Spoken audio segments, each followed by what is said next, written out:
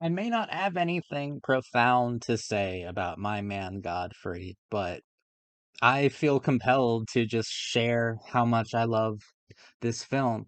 My three favorite screwball comedies, I'm pretty sure, are It Happened One Night, Easy Living, and My Man Godfrey, for sure. No question in my mind. 1936, directed by Gregory Cava, starring William Powell and the undying Carole Lombard.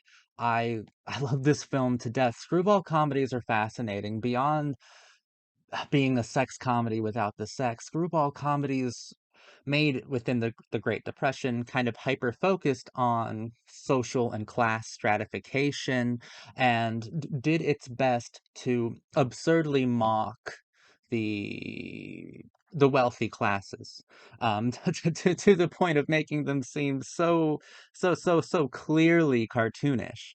And I think that there are a few kings of screwball comedies, Frank Capra, certainly, Mitchell Lyson, probably.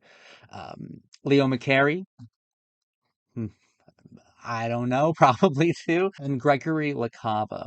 If you don't mind, I would like to read you something that Frank Capra wrote in his autobiography, the name above the title. He wrote about Gregory LaCava in here. LaCava and George Stevens and Leo McCarey, they came up at the same time, and they were making the same sorts of films. And I think that Frank Capra really captures both the genius and the tragedy intrinsic to the genius of Gregory LaCava really well. Um, Let me just trust me. This is good. This is good. This is really revealing. It's better than anything I could come up with. Frank Capra, probably the my favorite director. So let's hear him out. Let's listen to what he has to say. The meteor Gregory LaCava was an extreme proponent of inventing scenes on set. Blessed with a brilliant, fertile mind and a flashing wit, he claimed he could make pictures without scripts. But without scripts, the studio heads could make no accurate budgets, schedules, or time allowances for actors' commitments. Shooting off the cuff, executives said, was reckless gambling. Film costs would be open ended. No major company could afford such risks. Films are a peculiar dichotomy of art and business, with executives emphasizing business, but not LaCava. He stuck to his off the cuff guns. Result? Fewer and fewer film assignments for him than none. The flashing rocket of his wit was denied a launching pad because he wouldn't or couldn't conform. So he mixed his exotic fuels with more mundane spirits and brooded himself into oblivion, his rebel colors still flying. LaCava was a man out of his time, a precursor to the new wave directors of Europe. Pity he didn't live long enough to lead them. I think that's like a perfect illustration of Gregory LaCava in motion. When academics or film historians or film analysts go and they set out to study the screwball comedy, they like to do this thing of political lines, which is fair because there is a large part of the screwball comedy that is politically charged. They would put Leo McCarey on the conservative end, Frank Capra in the center, center right or center left even. He was pretty wild for his time, for sure. And Gregory LaCava was always far left. Always far left. And I think you can tell that, right? Leo McCarey, I don't care too much about his films, but Frank Capra is someone who I love, and you can tell that he is center right most of the time. Um, Mostly because when you look at the characters in My Man Godfrey, Carole Lombard and her insane family, the fact that they are insane, the fact that they are complete cartoons, the fact that they are hysterical, I think it is an incredible lampooning or a denunciation of the American deification of wealth. I think it's really cool. Carole Lombard is an insanely funny comedian and sometimes when she shows up on screen, takes my breath away. I'm only human after all. William Powell just radiates charm. He's one of the most charming screen presences of all time. I love him in The Thin Man, and of course, I love him in My Man Godfrey as the central character, as our protagonist.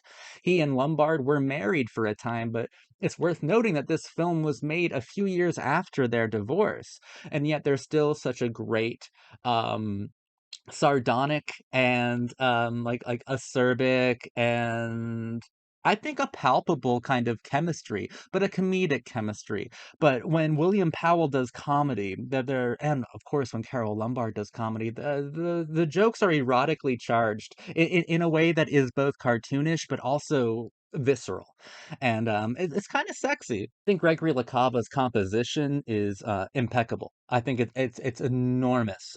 His accomplishment with My Man Godfrey is an enormous one for sure. But it's commentary. It's kind of anarchic, but it's entirely sympathetic as well. Sympathy for the far left anarchist of the screwball comedy. That's really how you can view My Man Godfrey.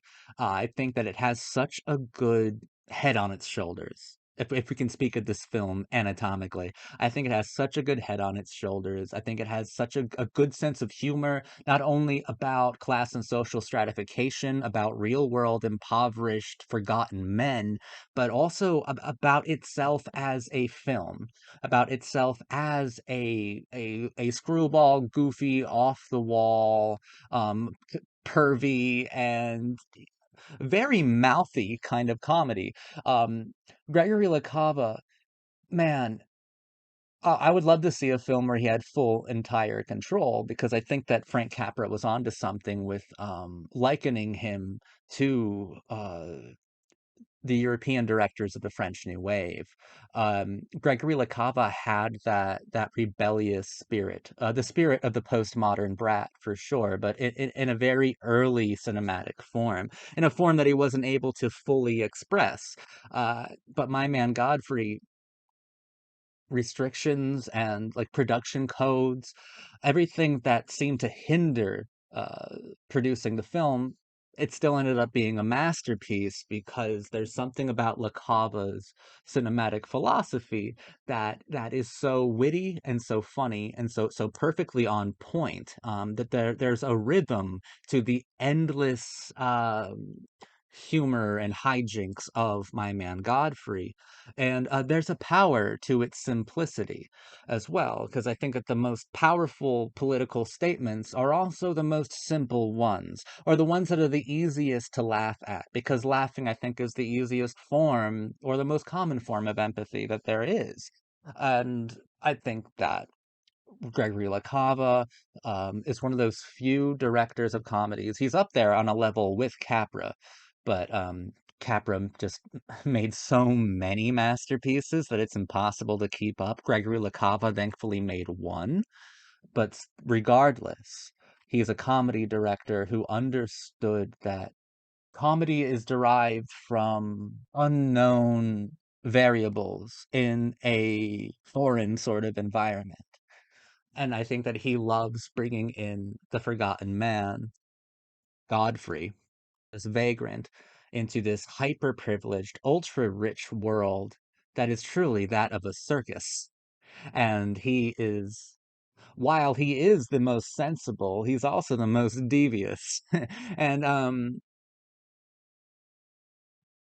Godfrey does participate in the performative kind of comedic acrobatics that the rest of the family do. He and Carole Lombard are in sync in a really cool kind of form, in a really, really admirable sort of way. There's a theatricality to the disenchantment, or it's probably not even disenchantment. It's the hyperfixations, right? There is there's a real beauty to the hyperfixations. There's a real like a psychopathic underpinning to the hyperfixations of the ultra rich, especially in 1936. I think that this film is beautiful. I think it's perfect. And yeah, I don't have too many profound things to say about it, but I just really wanted to speak on it, whatever, on this channel because I love the film. It's really great. I love Carole Lombard, all right? Carole Lombard is one of my favorite people in the history of film. Um, there was something entirely unique, something so special about her, an idol truly worth worshiping. Um, Gorgeous, hilarious, and she felt like available, right? Like to engage with as an audience in a variety of different ways, probably the entire spectrum of Hollywood actor, she was able to fill and embody every single kind of role. I mean, she's that girl you want to laugh with, she's that girl you want to date, she's the one you want to marry, she's the one you want to slap. She's everything, okay? Like she's really cool and she's awesome. If I could end this reading from one of her biographies, Screwball, The Life of Carole Lombard, the very first paragraph of it, I think is pretty telling. She was always beautiful. She said it was a curse, that plainness would have been a thing more comfortable for her to endure. Yet she exploited glamour as her own weapon on the economic and political battlefields of Hollywood when glamour was at its highest premium. She disciplined every physical advantage until she attained the impossible dream that obsessed millions of girls and women in that singular era. She was filmdom's best pal and good time girl, the loudest laugher, the ripest talker, the least practical joker, the favorite guest, the busiest peacemaker, the most inventive hostess, wisely irreverent but generous and always humane, the one person in town whom everyone liked, the brightest and the best, and no mistake. Every Carole Lombard film is a gift, and we should treat them all like the gifts that they really are. And I think the greatest gift she was ever involved with was My Man Godfrey, a Gregory Cava masterpiece, one of my personal favorite screwball comedies of all time, and I think just a brilliant, nearly flawless example of perfect comedy filmmaking. I've been your cult boyfriend, and thank you very much for watching me.